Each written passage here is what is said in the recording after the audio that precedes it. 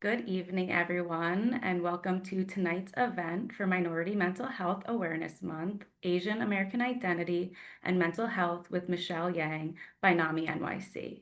My name is Aubrey Robinson, and I'm the Education Coordinator here at NAMI-NYC, and I'll be your host this evening. We are joined tonight by moderator Jen Chen, who is NAMI-NYC's Family Match Coordinator, and tonight's guest speaker is Michelle Yang. Michelle is an advocate whose writings on the intersection of Asian American identity, body image, and mental health have been featured in NBC News, CNN, InStyle, Shondaland, and more. She's spoken out about humanizing and normalizing mental health illnesses as another part of the human condition on platforms such as NPR and Michigan Public. Today, she'll be discussing her new book, Phoenix Girl: How a Fat Asian with Bipolar Found Love, and her own experience living with mental illness. She will also be reading excerpts from the book throughout this event. NAMI-NYC has been providing free education, support, and advocacy for families and individuals affected by mental illness for over 40 years. Our programs are always free, confidential, and open to anyone who needs them.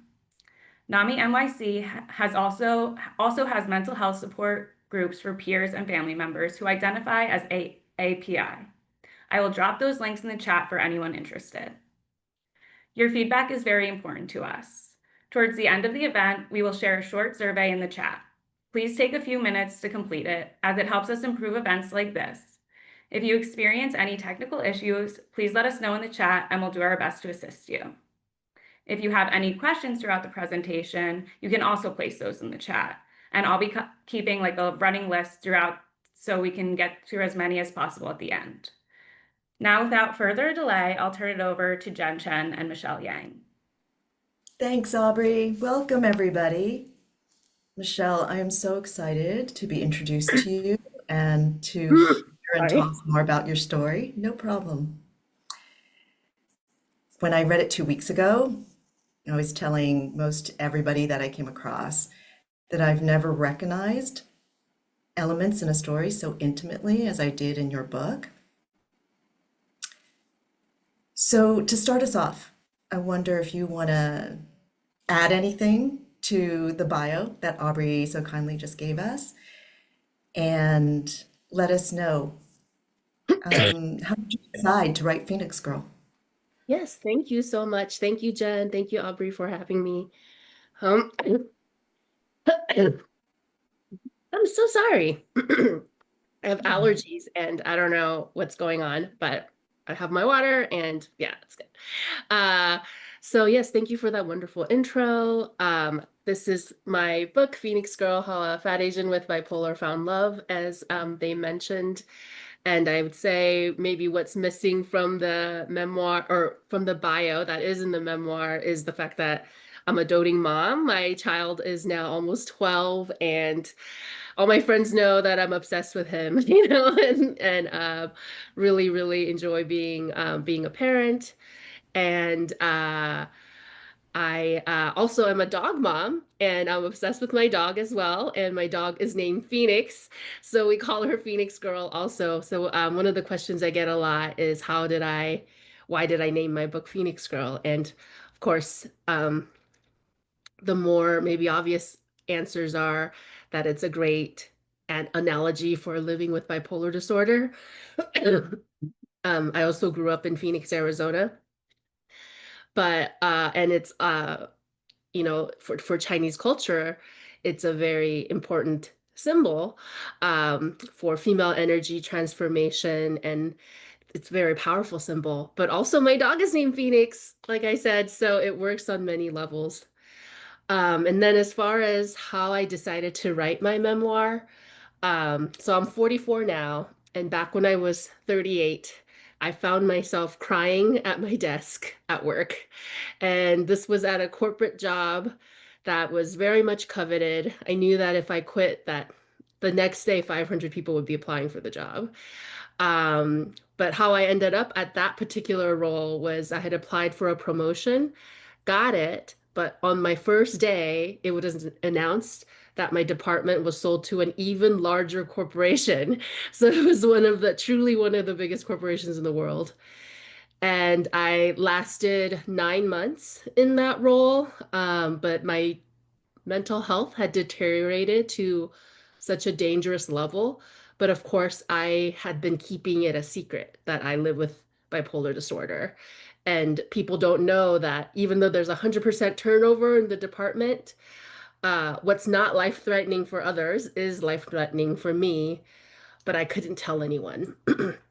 And so I was crying at my desk, and then I asked myself, what am I doing here? Like, did I even ever want this job? And um, I decided I knew that I needed to choose my life, right? Of course, like it's like a non-choice. It was, of course, not easy to walk away from after getting my MBA, like getting this job that everybody has been telling me that I should want. Um, and but I had to because I came and then I came across this quote by Toni Morrison, who wrote that if there's a book you want to read that hasn't been written, then you must write it yourself. You must write it. And I was diagnosed with bipolar when I was 20. And I didn't know that if I could have all these things. Because by 38, even though I was miserable in that moment, I had finished college, I'd finished grad school, I'd gotten all these good jobs, and I was happily married, and I was already a mom. Like all of these things I didn't know was possible. I didn't know if I would have a future. So I wanted to write a story, write a book to tell my 20-year-old self and anyone else out there with similar struggles that like there's hope that it's not a life sentence, that you can still do the things that you want to do. Yeah. Yeah, it is so rich, this book. And Michelle, if you need to take a break for whatever reason, I'm happy to illuminate to everyone how many parallels I read and had with your book. So just let us know if you need a break. Thank you. So for all the reasons you just said, I can imagine that writing a memoir is so exposing. And I've said this to you previously, yours is so full of hope too, which I absolutely really connected with. Would you mind reading us an excerpt right now and Absolutely. give everyone a taste of some of the exposing that you did? Yeah, it would be my pleasure. So this is kind of setting the scene a bit. It's from the beginning of the book. It's chapter 3, and it's called Three Tongues. So I'm ethnic Chinese born in Korea, and I immigrated to the States with my family when I was 9 years old. So this is soon after I start school in Atlanta, Georgia. Um, I spend an hour a day in English as a second language class. Besides art, it is my other source of release. ESL allows me to engage actively with a mishmash of children from all over the world who are equally as rootless as me and in various stages of assimilation. I count down the minutes each day to ESL and come back to life there. ESL is held in a classroom adapted from a large trailer behind the main school building. On my first day, the teacher with short gray hair and a crinkly-eyed smile guides me over to a skinny, tanned Asian girl. Michelle, this is Patty, she says. She's in the 5th grade and came to us from Taiwan about 4 months ago. My ears perk at the word Taiwan. Could it be true? Another soul who can speak Mandarin? Someone I can speak to? Hi, Michelle, Patty says shyly, and I'm so excited I'm afraid to meet her eyes at first. As soon as the teacher leaves us, I have endless things to say. We giggle and chat and are instant best friends. I worship her. Patty's English, better than mine, sound masterful to my ears. She's my translator, my voice, and she has my undying gratitude and devotion. About a month passes, and every day I check the clock repeatedly until cafeteria meals, recess, art classes, and my precious hours with Patty. Then, one day in ESL, a new kid shows up. He's tall for a 5th grader. His collared striped shirt is perfectly crisp, like some high-end brand I do not recognize. With his gelled hair and bright face, the effect is immediate. I blush and turn aside. Everyone, meet Min from Seoul, South Korea, our teacher says. And my heart beats then. Someone else I can talk to. He's seated next to me and we regard each other shyly. I'm from Incheon, I say in Korean. I've been in Migook a month. Thank goodness you're here, Min says, his smile lighting up the room. No one else speaks Korean here. I melt just a little. Are you in fifth grade too? He asks. Yes. Yes, I am, I answer. I feel guilty about lying to him. I'm only in fourth grade, but I did not want him to ask me to call him oppa, a term of respect reserved for older brothers and older male friends, sometimes boyfriends. I can't even think about that without blushing. I don't want to go there. I prefer us to be equals, so I lie. Patty, Min, and I form a funny triangle. Patty and I are the only Mandarin speakers, while Min and I are the only Korean speakers. Patty is the only one who's even semi-fluent in English, so every day involves rounds of multilingual telephone. Min draws a picture that has Patty and me giggling. What's so funny? Asks our teacher. We show her the picture, but she doesn't understand. Pangu, says Min proudly. Fang Pi, I tell Patty, giggling into my hands. Patty is laughing pretty hard by this point. How do you say Fang Pi in English? She asks me, scratching her head. I think a long and hard while our teacher looks at the three of us giggling. And then I am hit with a stroke of genius. And I remember what I think is the word. I say, loud and proud, Gasse, Gasse, he has Gasse. Just gas. Our teacher bursts out laughing, and the three of us are already hysterical.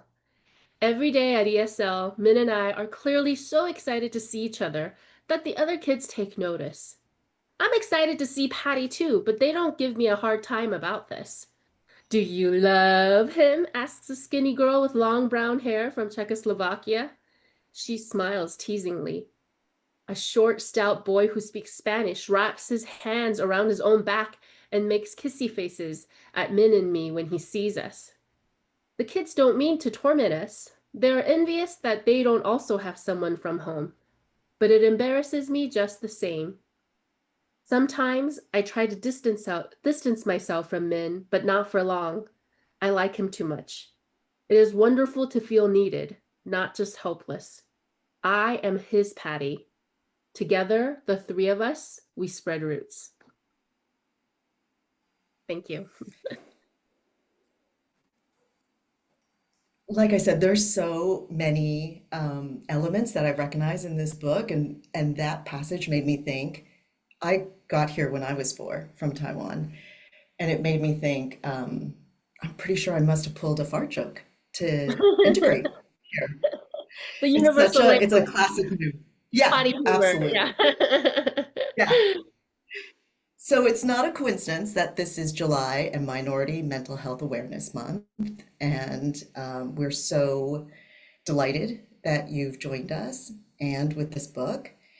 And it's the month when we linger on, celebrate, and think on the intersection of identity and mental health. You write about so many moments in your book, emigrating here when you were 9, so many moves inside the States to so many different schools, like we just heard about, jumping into every one of your parents' jobs and ventures and helping them with all the documentation, all the insurance. I wonder if you can share with us a few moments throughout all these years when light bulbs went off for you about how your mental health and your identity, all of it, was built in parallel or together. Yeah, I don't know that I thought about it quite like that. I don't think I had the sophistication as a child, to think about, to have that, be able to take that step back and have that perspective and say, my parents, asking me to do all these things is harming my mental health or something. I just was like, no, this is the thing that I had to do. You're the eldest daughter. You're the one who's the best at English. You're the responsible one. You know, 没办法 is a chapter in my book. It means there's no other way. And that's just something that I heard over and over again from my parents. 没办法, you're our person. You have to do it. You're the pillar of this family. You have to do it. So I just was like, go, go, go. Like I couldn't reflect, or else I probably would have come undone.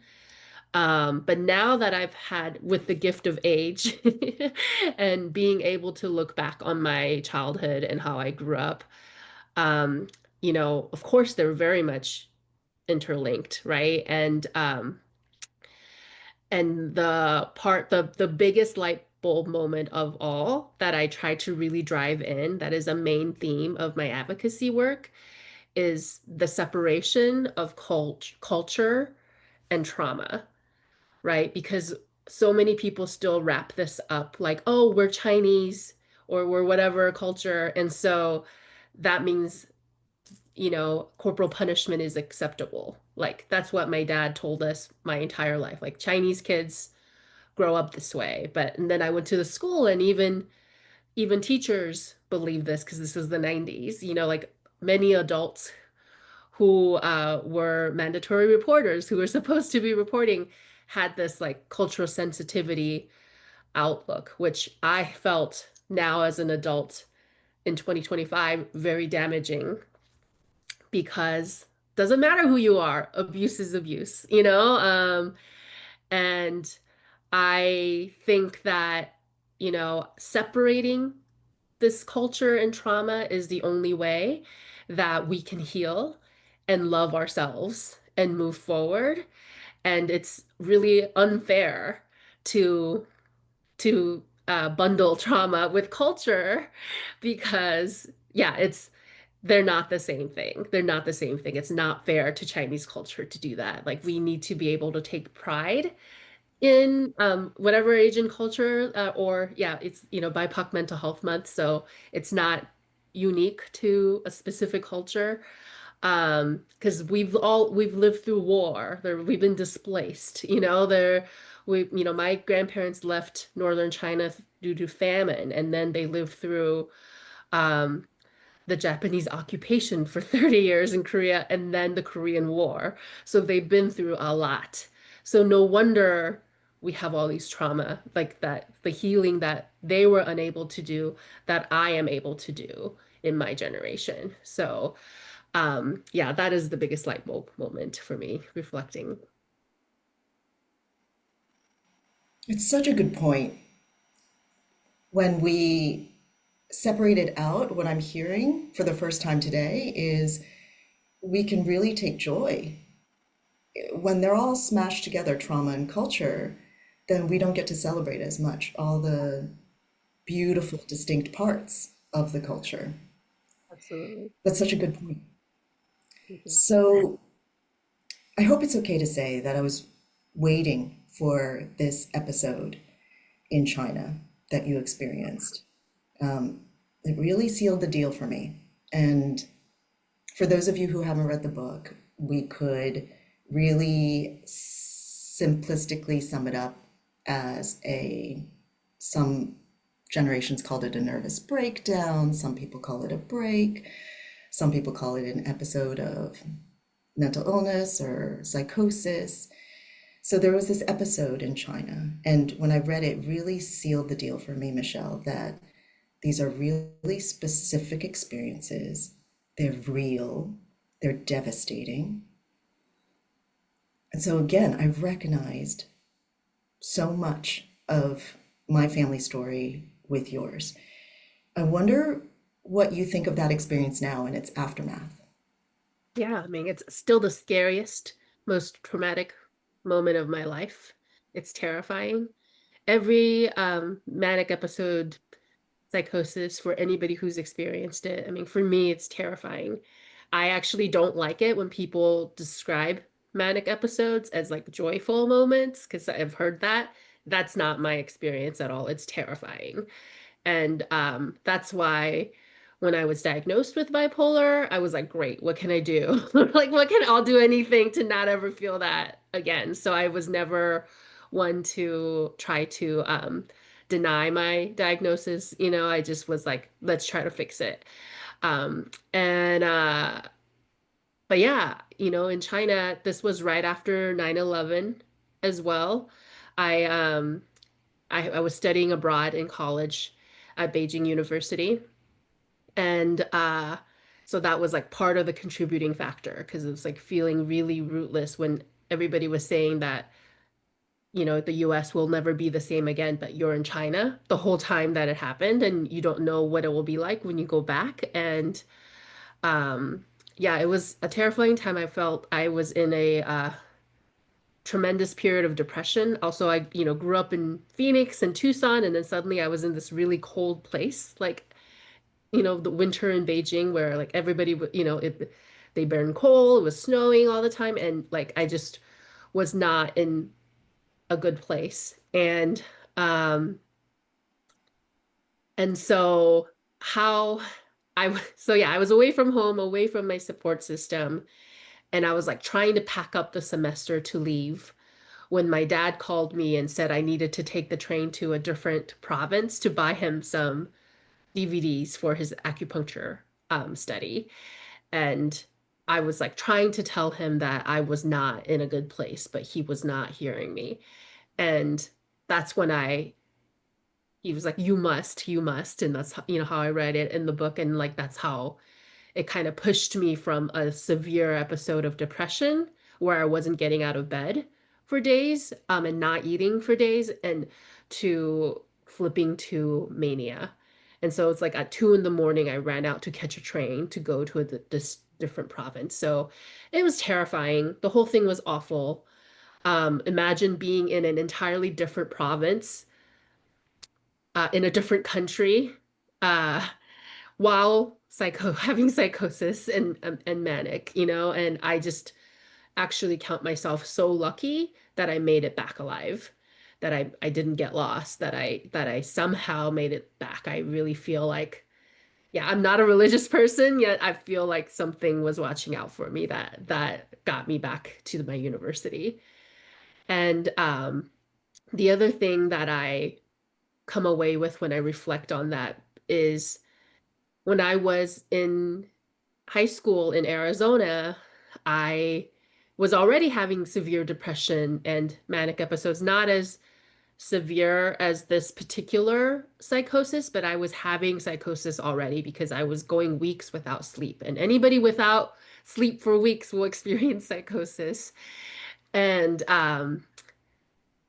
all the teachers, the counselors, my parents, like they kind of just swept it out under the rug, right? Because they wanted to stick to the narrative that I was a high achieving Asian American student because I was a straight A student. I was involved in all these activities. And so I think at school in particular, they wanted they had the model minority myth. And so they're just like she's fine, she just works too hard. She's fine was the was the story. So I never got to access the help that I needed. But so it's ironic that it wasn't until I am in mainland China where the model minority myth do not exist, where my reputation as a really good student like does not follow me, where my symptoms are truly seen for what they are, and I'm able to get help.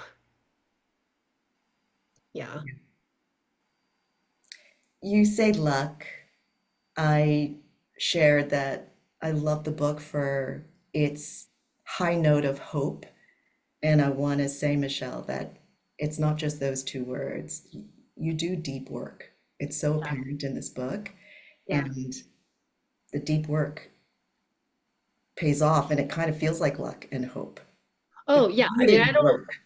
I don't, it's not luck that I'm well now. Like, Sure. so I Yeah, mean, like back then there was some moments of luck, right? You can't say that I took a train back from Shandong province to Beijing and then took a cab from right. Beijing station to, yeah, with, yeah, when I was completely out of my mind, Yeah, and I made it back safe. yeah. That Yeah. was so well written for me. You talk about being in a gray fog when you're in these acute episodes. It was so revelatory to me. So, in many parts of the book, you write about, you say, I feel alone, I am alone. You you beg for relief from that aloneness. It's probably one of the most painful and uncomfortable feelings as a human being, the feeling of being alone. And I want to invite right now, we have some members of the NAMI New York City community with us tonight to share a little bit about their own experiences of aloneness and some ways that they combat that. And so, first up, I wonder if Billy would be willing to speak to us. Hi. Hi everyone. I'm Billy. Um, First, I just like to just want to thank Michelle for your vulnerability and Jen for moderating. And I just want to just say how grateful I am that, our NAMI community created a space like this where our AAPI community can feel like seen and heard. And so very grateful for that. And for those who don't know me, I'm a peer supports coordinator here in NAMI NYC. And I just wanted to share that in my own lived experience, navigating through mental health felt actually incredibly isolating, similar to what Michelle was actually talking about in her book and just even right now. Uh, I'm actually the youngest of three brothers who are 18 and 15 years older than me. So I was the accident in the family or the loved one, depending on which brother you talk to. So, in a serious note, so when like my eldest brother was actually going through psychosis, interestingly enough, it fell on me to figure it out, and I'm the youngest of the whole family, the baby of the family. My mom actually worked in the healthcare field, but even in spite of that, she actually struggled to accept that mental illness could exist in our family. And I'm actually a very spiritual person too as well. So in my spiritual community, as I was trying to find answers or even the language for it, there was nothing there that could actually really help me. So I definitely felt the season of frustration and aloneness, and that lasted a while. But I think for me, it took pieces, but I found community and spaces where I was able to learn, connect, heal, and feel seen and understood, which was essential to actually really help me walk through and educate and learn how to grow in the space of in this space in that way. And for somehow, some way, like through the years, this led me to NAMI, and I actually found myself working here now. And the reason why I came to this space is because of things like this, and I wanted to help build that space for people like me, spaces for others that might be feeling that sense of aloneness, and to let them know that they aren't alone. So, for everyone here, if there's any part of my story that resonates with you, I just want you to know that NAMI NYC offers peer and family mental health education classes, both in Spanish and English. What was really cool is that last year we launched our first family to family class taught in Mandarin to better serve the Chinese community. So we understand how important it is to speak in our own languages in that way. To explain what family to family is, it's a class where family and friends of those living with mental illness can actually learn how to support their loved ones, but also taking care of their own well-being as well. So what makes it so powerful is that every teacher is actually a family member too. So they know what it is like to support a loved one with mental illness in that way. So thank you all for just giving me the space to kind of just share my story and to offer support in any way possible. Thanks, guys. Thank you, Billy. I think there must have been so many heads nodding like mine when you talked about the reality of it hitting the family, and the family, like many other families, not just Asian American, wishing that mental illness wasn't what was happening. So, Michelle, your writing makes so clear that point too, that mental illnesses are illnesses that affect the whole family. What are your thoughts on, or what are your coping strategies when you're managing your own very valuable health and you're managing your relationships with your family, and it's very painful for them to confront and be in relationship where there's mental illness? That's a very good question and a very complex question. I think my answer would be different at which stage of my life, right? Because like when I was a kid getting diagnosed or trying to get diagnosed, um, and trying to survive under my parents, family, like uh I think that I kind of coped with it differently than I cope with it now that I have my own family. And yeah, I would say, my parents, because they had such a lack of awareness around mental illness, I the first time I ever heard my dad talking about somebody with mental health condition was some friend of his who um, was diagnosed with depression. And he was joking with his friends about like, what depression? There's no way she has depression. Did you see how her eyes light up when she's playing mahjong? And so even though I was just a little kid then, for some reason I knew that that's not how it worked. Like I don't know how, but I knew. I was like, I think you can have depression and still like be truly truly sad, like and still have these moments. Like I don't know how I knew that, but and then when I in high school when I was really struggling, actually I struggled early than that. Like the trauma of immigration we don't talk about enough, right? Like I didn't want to leave Korea. I was of a privileged family. We weren't starving or leaving escaping a violent situation or a war. Like, my dad just wanted a better life, more opportunities. And so, if you imagine Chinatown in Incheon, South Korea, it's such a tight-knit community. I went to the Chinese school where my dad was a teacher. Everybody knew me and my family, and to suddenly be torn away from that and go to a place you've never been, your parents have never been, across the world where everybody looks different and you don't speak the language, your parents don't speak the language, your parents are terrified all the time. Nobody knows the rules, yeah, so I struggled with falling asleep like pretty much right after immigrating. I struggled with depression as early as like 9-ish, and but tried to hide it from my parents who I knew that they were also struggling, right? But by the time I was in high school and really couldn't hide it anymore, I really needed help because, like I said, it was so bad that I had depressions, anxiety, and psychosis. Um, I begged my dad for help. I begged my parents to take me to a mental doctor. And, in Chinese, he warned, he was like, we can't because it will get on your permanent record and then you won't get into college. And then if word gets out, you won't be able to get married and your life would be over. And so, to me, I'm a 16-year-old kid and like I was a pretty sheltered kid, and I believed everything my parents had told me up until that point and beyond.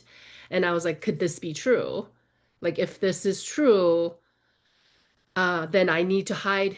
I really need to hide who I am. And I was like, the shame of it just built that much more. And I internalized it so much more. And I think I can read a excerpt from this part, Jen. This is where we had. Please. Yeah. Yeah. Because it's not like my dad was like purposely meaning me harm, right? Like, of course, he wants to do the best to help, but he doesn't know how to help. He doesn't have the tools or the awareness. And so what he did, and this is kind of funny because we lived in Phoenix, Arizona, and when my parents, when they were ever stumped about anything, they would drive to LA. Because Los Angeles, I think, was the closest simulation they have had to what Asia was like for them, East Asia, Korea, Taiwan. And they could find most Korean and Taiwan things in Los Angeles. So yeah, we would go there.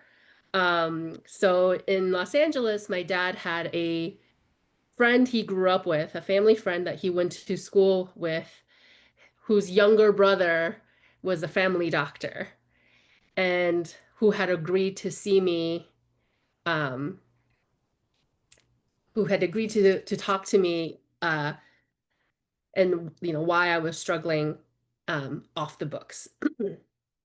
So we drive all night to get there and to see this, and I'm super nervous. I didn't expect this. He just kind of after school was like, get in the car, and we end up here. Um, and then this is where the doctor says, it's okay, you can talk to me. Tell me what's been happening. Tell me what's going on, he says in American English with a kind smile as soon as the door closes, like he has all the time in the world for me. It is my destiny to be alone with him now. Like I'm kind of having psychosis at this point. I wrap my arms around myself. The cute doctor's undivided attention is disorientating. The excitement of the trip and change in environment speeds up my thinking. I had been in a haze just hours ago when Baba had me get into the truck. Now I feel very alive and alert. I smile, feeling like I can't stop. My head swims. I can't sleep. I have been depressed for a long time. I go so long without sleep that I've believed movie plots are about my life, I admit, embarrassed laughing to mask my discomfort. It doesn't make sense at all, but if a movie has the name Michelle in it, I think it's about me. I'll listen to the radio at night and think the DJ is talking directly to me. I scare myself. We talk for a long time.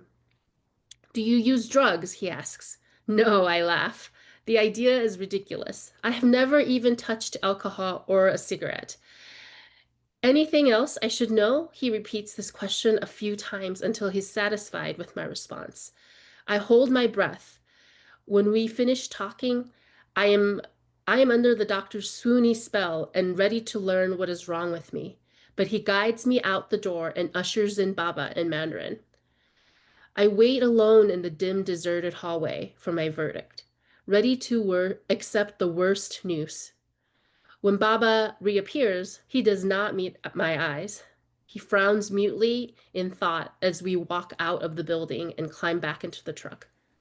When we're back on the road to Phoenix, I can't wait anymore. I ask, so, what did the doctor say? What's wrong with me? Nothing is wrong with you, Baba roars, turning to focus his eyes on the horizon far away. You have an overactive imagination. You just need to get some sleep. Just get some sleep. Something I have been trying and failing to do for years. If I could just do that, we wouldn't be here. I want to hurl myself out of the truck. If there's nothing medically wrong with me, then I am the one failing. How am I to survive being this failure when failure has never been an option? Thanks, Michelle. It's so poignant, that excerpt about how sometimes names, diagnoses, labels can be very healing, can be very health promoting. There's another episode with a doctor later in college after or during that period of psychosis when you ask your psychiatrist, will I be able to have a relationship? I think that is top of mind for our community, maybe for some people here tonight. I wonder how you would answer that question now. And I would love to know, and I bet others would too, what do you do to nourish your self-love Yeah, and absolutely. Oh, go ahead. loving relationships? Yeah. Yeah, yeah, absolutely. Great question. And I know I do get asked this like every time. So I'm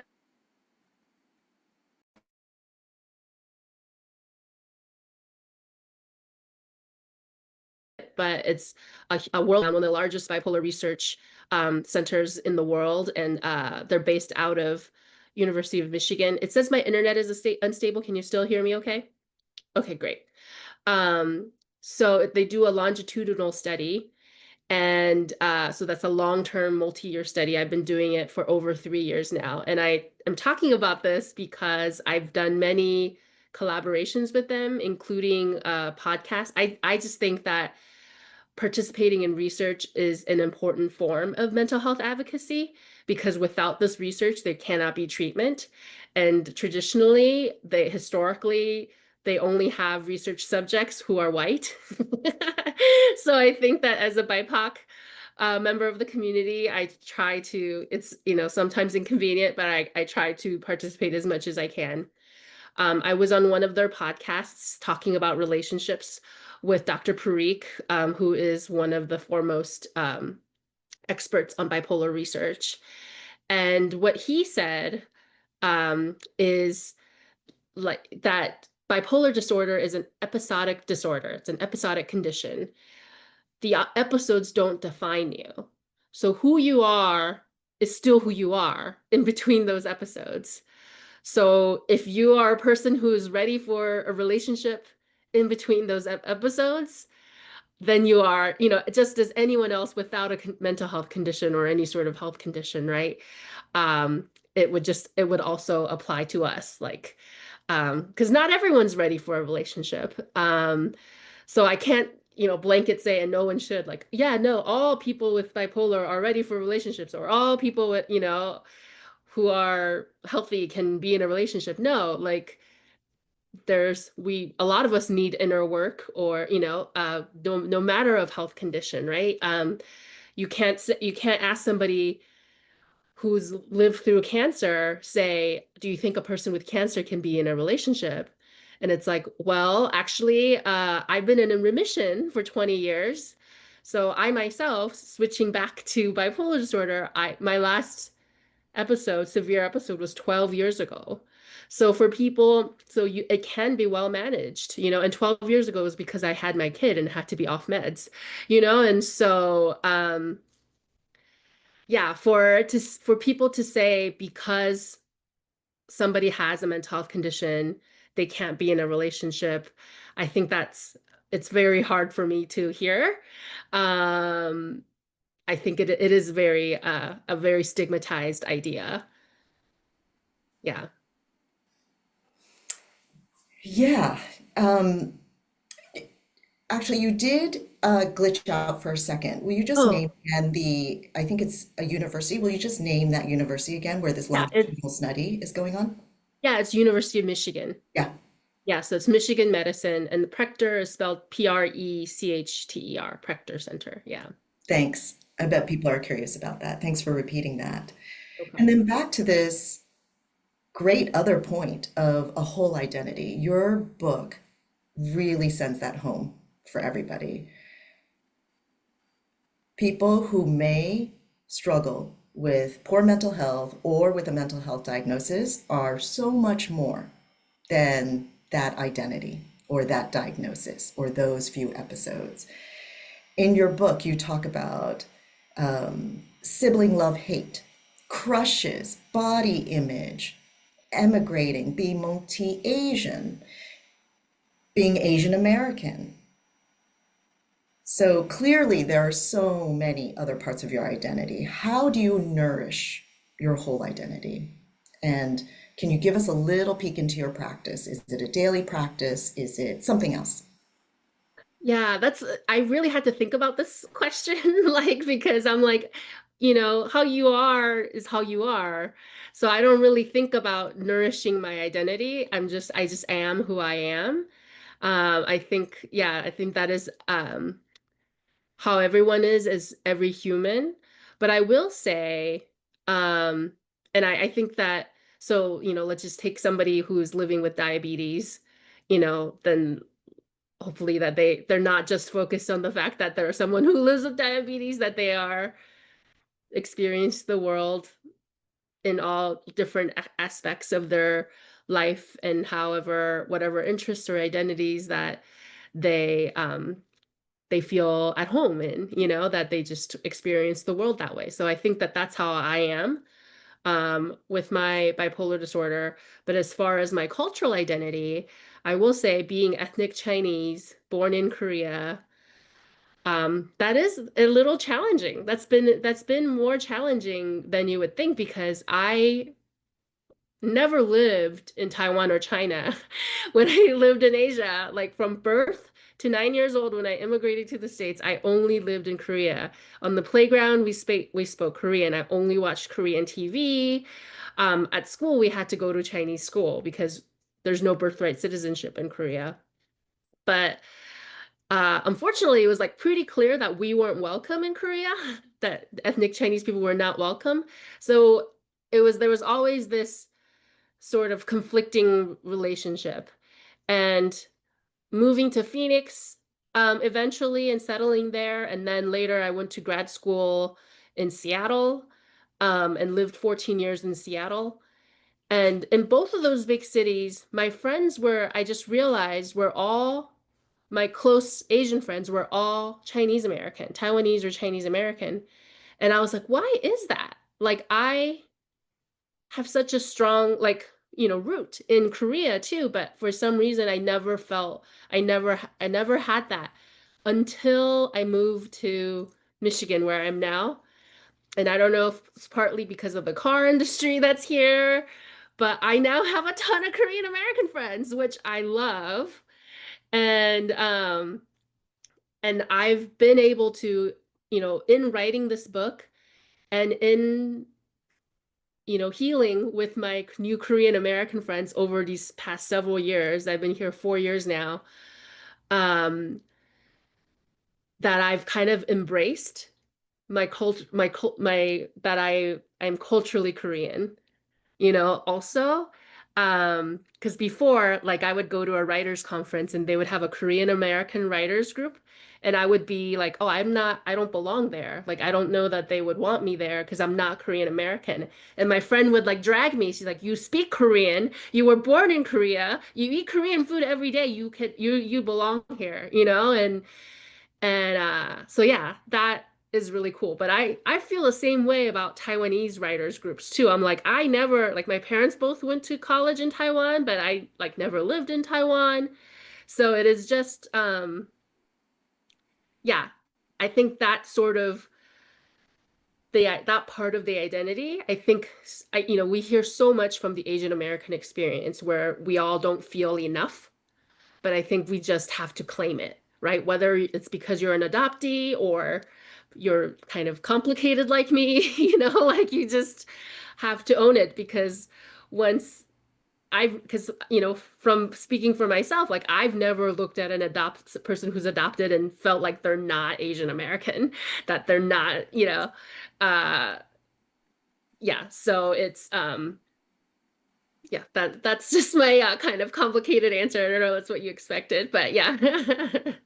Well, thank you, really, because you're giving me permission to own my very English, American English inflected Chinese. When I was reading your book, Yeah. I could tell from the idioms you were using, your Chinese is so much better than mine. And like you just said, you've never actually lived in those Mandarin speaking countries. So I'm sitting here thinking, oh man, my Mandarin should be a lot better, but I'm owning it. I'm owning it. Thanks No, because it's to, like yeah. I was born in Asia. I went to a Chinese school full time until I was 9. So you don't have that experience, And so, but yeah, like, I'm kind of stateless in that, like, I never lived in China either until I went to study abroad there in college, So it's like, this is why, unfortunately, our country is the way it is now, and so attacking of immigrants.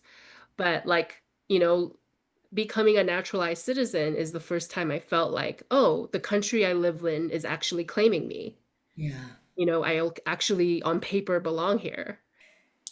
So, Michelle, I know you're a volunteer too with NAMI. What caught your attention about NAMI? Yeah, actually, I was a support group leader for 3 years at NAMI Seattle, and I went and found NAMI out of necessity because I had heard about NAMI, I think, in the context, like, before that, of unfortunately, of like shootings. When there would be a shooting, they would raise money for NAMI for that chapter. And that's, I think, one of the first times I kept hearing NAMI. And so I knew there was a National Alliance on Mental Illness, but there was a lot of internalized stigma. Like, um, yes, I live with bipolar, but I'm not that kind of mentally ill, like us and them. There can be us and them so in so many different ways. So I have been working really hard to overcome my internalized stigma. But what made me join NAMI Seattle support group was when I was working at this high pressure job in corporate America. And I realized that I wasn't able to be confident, like in any aspect of my life up until that point, because even though I was this like scholarship student and I was going to, I got my MBA from University of Washington, and like I was a pretty like dynamic person outwardly, but I was hiding this secret, right? I had the skeleton in my closet that I lived with bipolar 1, that I have been in a mental hospital, that I've been on my medication. I've been on medication since I'm 20, and the secret was like eating me up inside. That I thought if people knew that they would no longer trust me, that I was no longer promotable.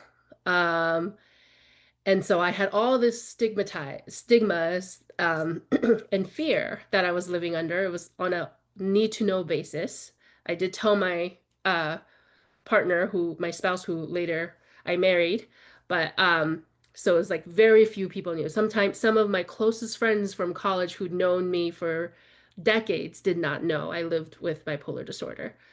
So once I realized how debilitating the stigma was to me, to my life, in my career, that's when I sought out NAMI support group, because I thought with this community of people, we could help each other overcome the stigma.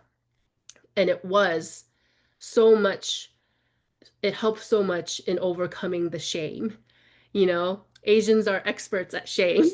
Catholics, Asians, like a lot of people are experts at this feeling of shame, and being able to like talk about it openly in a room was new to me, was a new experience. And so that was so helpful.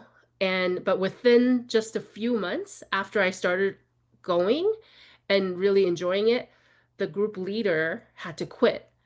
And I could feel the panic in the room immediately, because all of us had come to really rely on this group. And so, without planning on it, I ended up stepping up to becoming a leader. And I was like, there's no training? You just want me to take over? But eventually there was training, but they were like, it's not available until next year. And so I couldn't believe it. But we went on, and it was a really positive experience. Yeah. Thanks for Thanks for mentioning that real point about how you found NAMI. We have some headlines right now. This is the world we live in, and I'll just say quickly, just personally, I hope everyone takes care of themselves and takes in as much news headlines as is good for your health, Yeah. and really dive into your self-soothing and into your comforts and your supports right now, Yeah. and take care of yourself first. And if I may add one more thing, Yeah, I love to talk about, because I did talk about like us and them and how dangerous I think that mentality is. yeah, I love to, even when I do my talks at different groups, the 1 in 4 statistic, right? Like 1 in 4 people live with a mental health condition, that's worldwide from the World Health Organization. I think it's 1 in 5 in the US. And that's helpful in kind of looking at a room and knowing that, if it's a big enough room of people, that people in the room are definitely living with a mental health condition. But it occurred to me one day that we would never say 1 in 4 people or 1 in 5 people live with a physical health condition, because that is a ridiculous right, statistic. It would be meaningless. right, So why do we apply that to mental health condition? And I feel like everybody lives with mental health struggles at some point in their lives. And by us putting this kind of stigma on, or this kind of statistic on it, it continues to kind of like I can see why it's useful. So I'm not saying don't use it, but like it continues to say us and them. There's people who have it and there's people who don't. And I like to think about it as more fluid. Like we all live with mental health struggles. Yeah. Just like we all live with physical health struggles. Such a good point. We also like to tack on, so I wonder if it feels better for you. We like to tack on at NAMI New York City, maybe NAMI National. The other four of those five, or maybe the other three of those four, are the ones who love them and are rooting for them. Yeah, I see that, but also I still see the us and them, Yeah, yeah, unfortunately. yeah, yeah. Okay, we'll come up with something where we get everyone included. Okay. So maybe the last question, because I'm getting a note that we have lots of questions from the audience. So maybe my last question to you, Michelle, is I can imagine that with your temperament and with your drive, this book project really raised some tension for you with that high achieving, that um, all those memories, all those relationships that you did a lot of work on and want to do honor to in this book. What did you learn about yourself in this project? And what did you learn about relationships?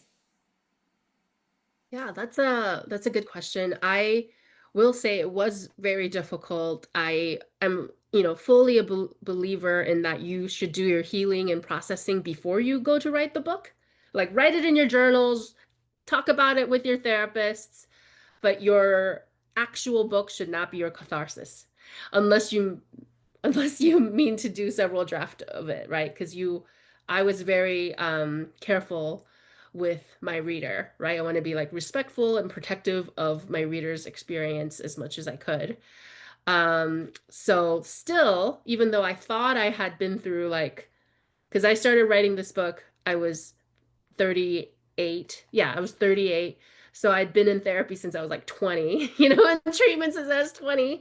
So I thought I was ready. I thought I had processed everything enough to be able to write it without it flattening me, but I was wrong. Like I would become bedridden after forcing myself to write some of the more challenging parts, and I would be like in bed sick for 4 or 5 days at a time. And this happened several times if I pushed myself too hard.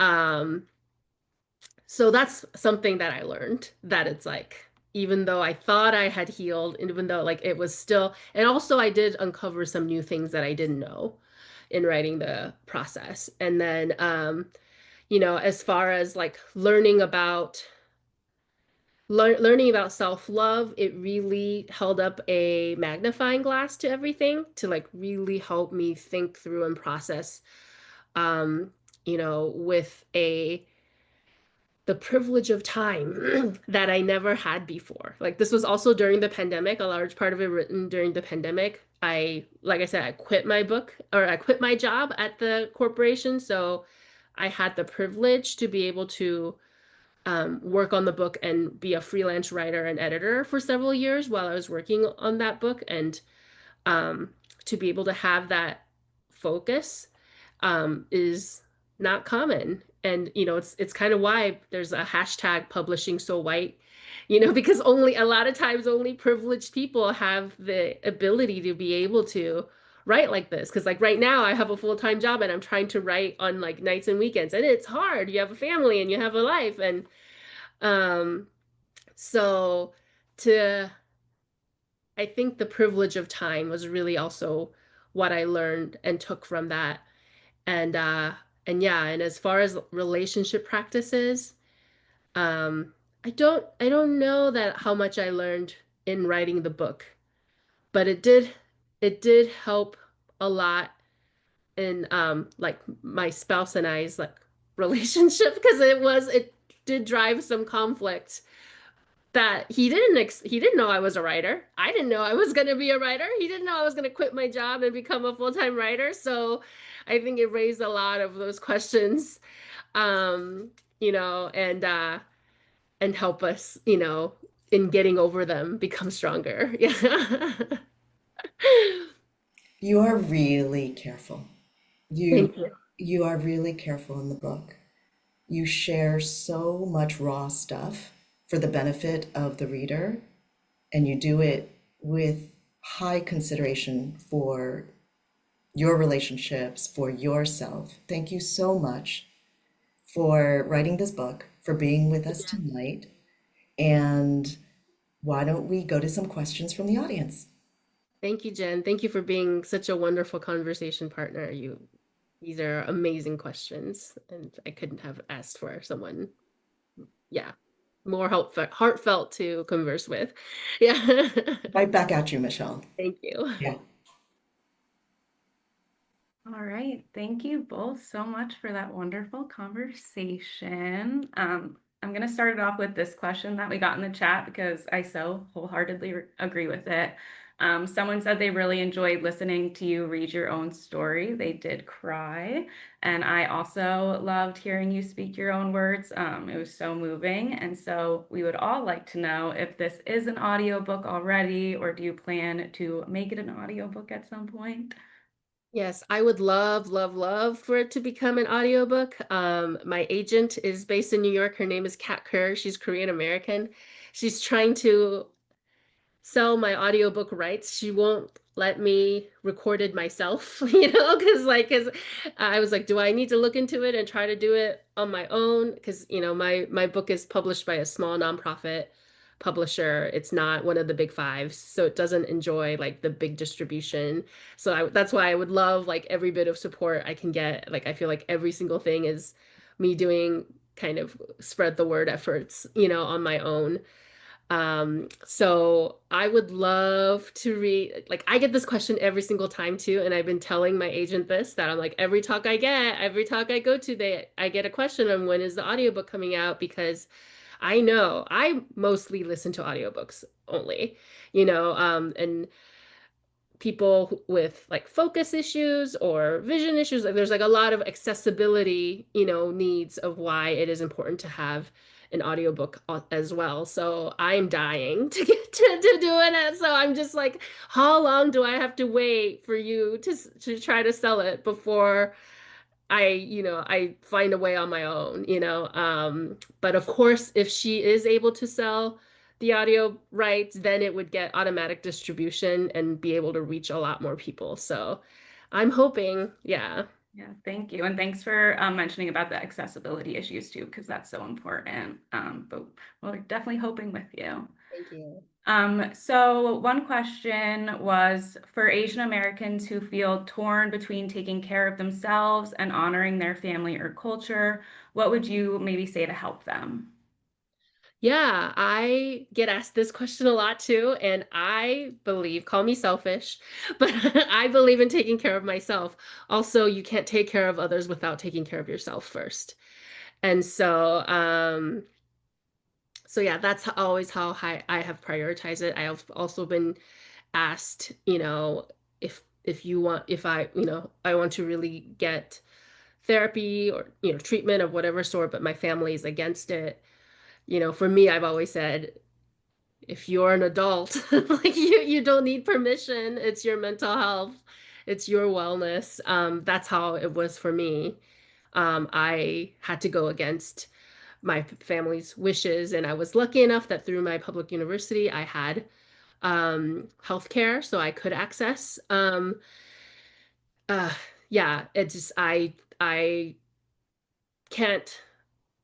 It's the culture and trauma thing. I can't let their trauma hold me back from my healing. And I feel like whatever an individual wants to do to help their family members heal, that should come secondary. Like you need to heal first. Like for me, like I need to heal first. And whatever you can get through to them, great.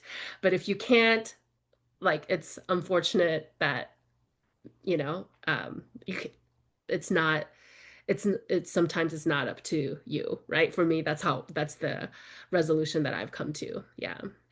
Yeah, absolutely. Thank you. That's actually a good segue into another question that came up, which was, can you speak about how mental health stigma shows up within the AAPI community? So obviously that was kind of throughout the event you spoke about that, but maybe specifically how that showed up in your family, what kind of how that impacted how they were able to support you, what supports you wish your family was able to receive at the time that could have helped you, and sort of that kind of experience.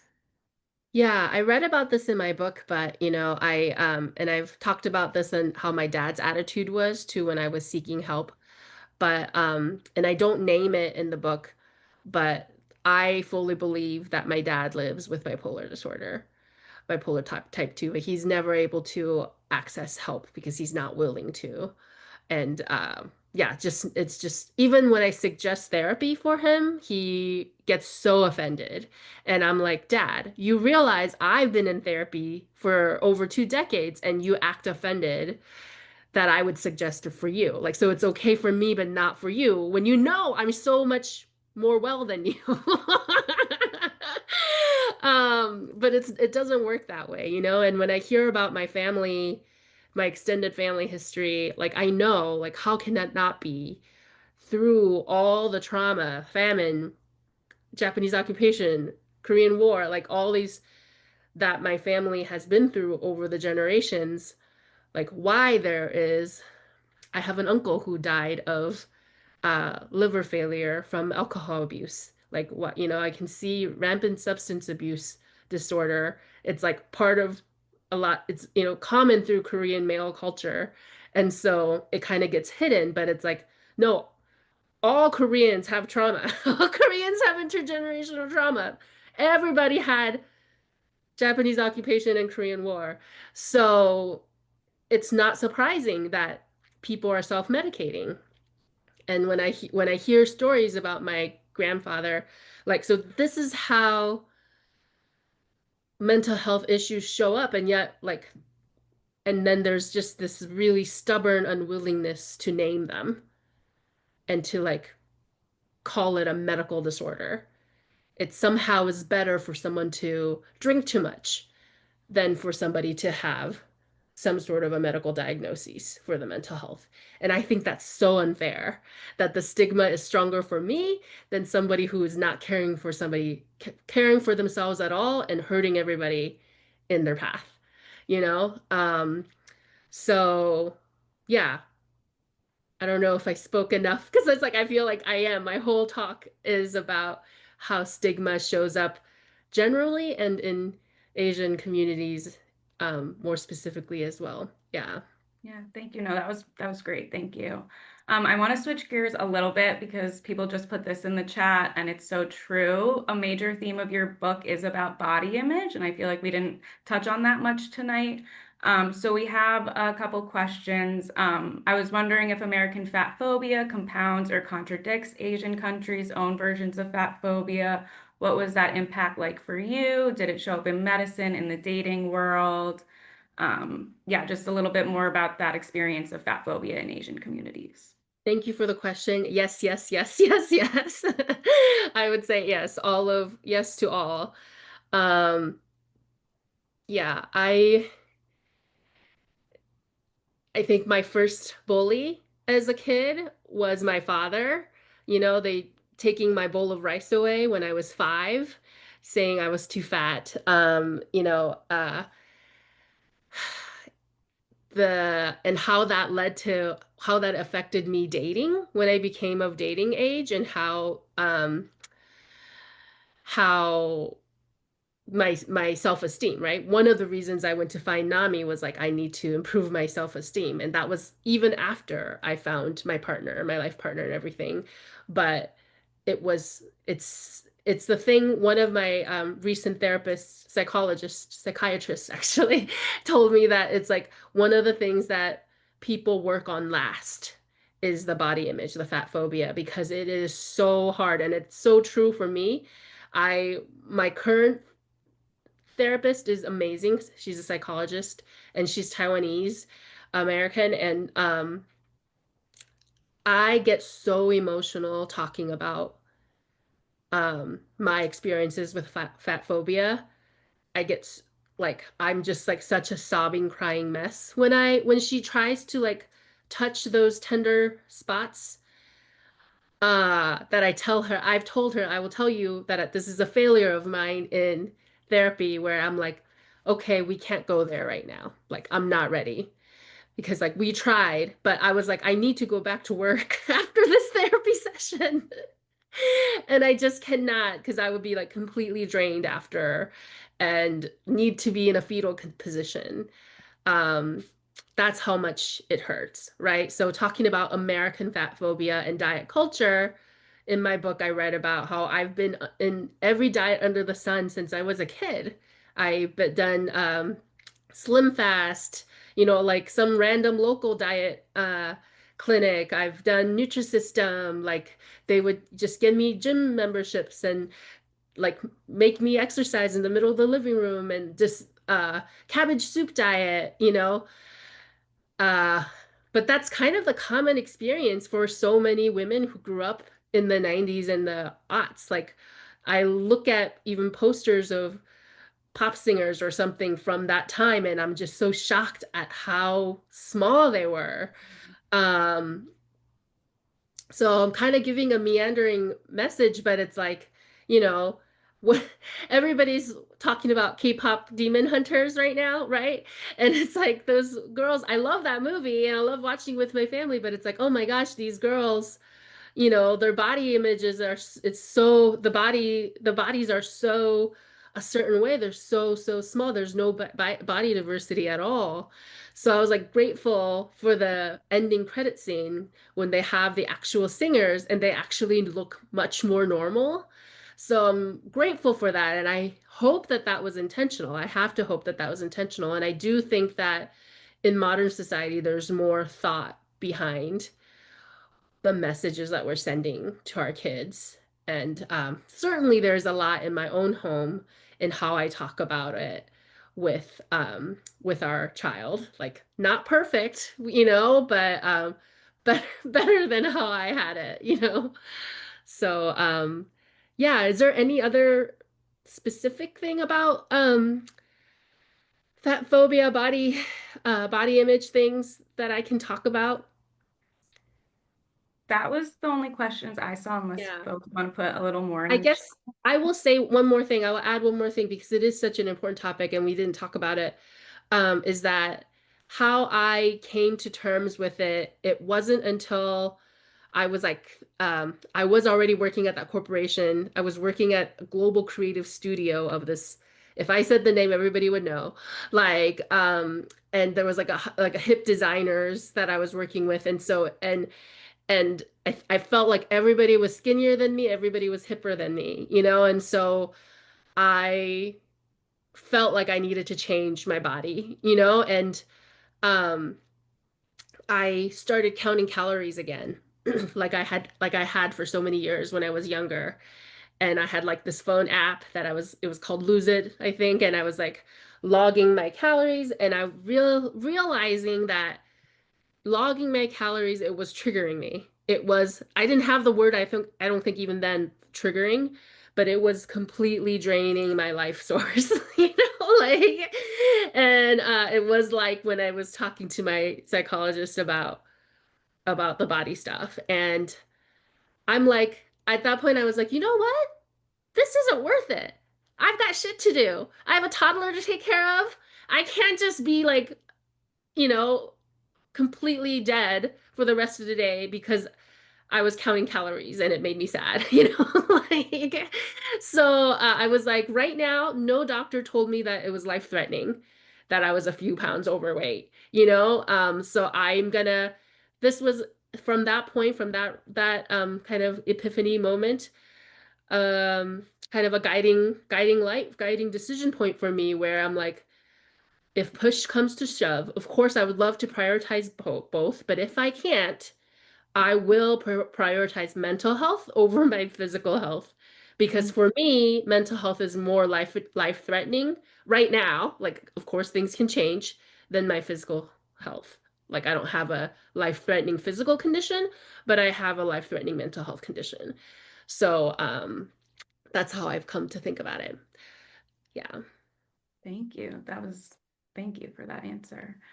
So I think we have time for maybe one more question. And so I think this is a good wrap up.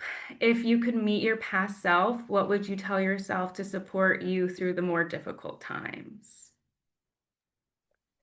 I think that is that's a really difficult question. I think to just know that life will be okay. I think that's why I wrote this book. I went to the library because I always went to the library for all my answers because that was my sanctuary. I write about that like from I was very lucky that my parents' takeout restaurant was in the same shopping center strip mall as a Phoenix Public Library branch. So I spent so much time at the library.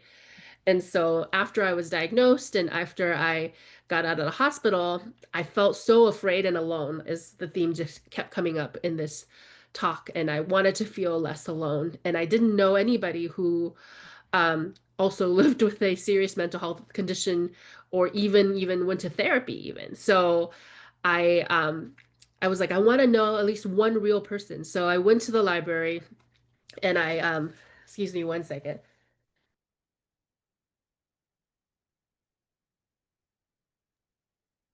I looked into the library shelves to try to find a book, a memoir or something where somebody's story that I could relate to. And of course, there was nothing by a BIPOC person, nothing by an immigrant, nothing by an Asian American. There was uh, Kay Jamison's book, and then I luckily I found this book by Lizzie Simon called My Life in 4D. So she was newly diagnosed with bipolar, and she like went on a road trip across the country interviewing people with bipolar, and she was like a recent Columbia University graduate. So for me, I could like relate to her a little bit because at least she was a younger person and a younger female. And so I'm sorry. Like yeah. Can you remind me the question? I kind of probably lost No, the you're fine, you're fine. The question was, sorry, I lost my list. What would your Oh, self what would say to your you tell pre? your past self? Yeah. yeah, so that was my 20-year-old self trying to find an answer that life was going to be okay. And even Lizzie Simon's book, there was no definitive, like she didn't even find a single person in her who's willing to talk to her Mhm. that was okay. That seemed like they weren't still struggling. And I have a theory about why that is now, and that is because if you are truly doing well like me and you are able to hide, then people hide because of the stigma. So there's this whole catch-22 that the only people who are visible in society living with a severe mental health condition are people who cannot hide, those who are actively in crisis. And so then those who are well and well managed, then they're very quiet. They're like, no, we're totally fine here. Everything's good here.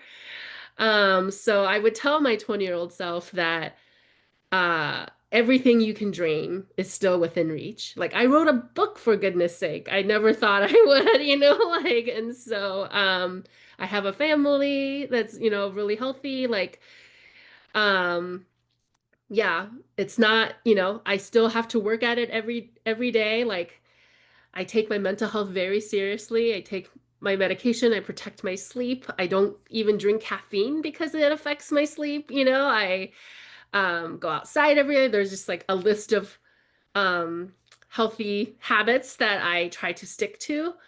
So it is all very intentional, but it's all still possible. And I want to tell my 20-year-old self that I won't be alone, like, and my life isn't over, that I do have a future. Yeah.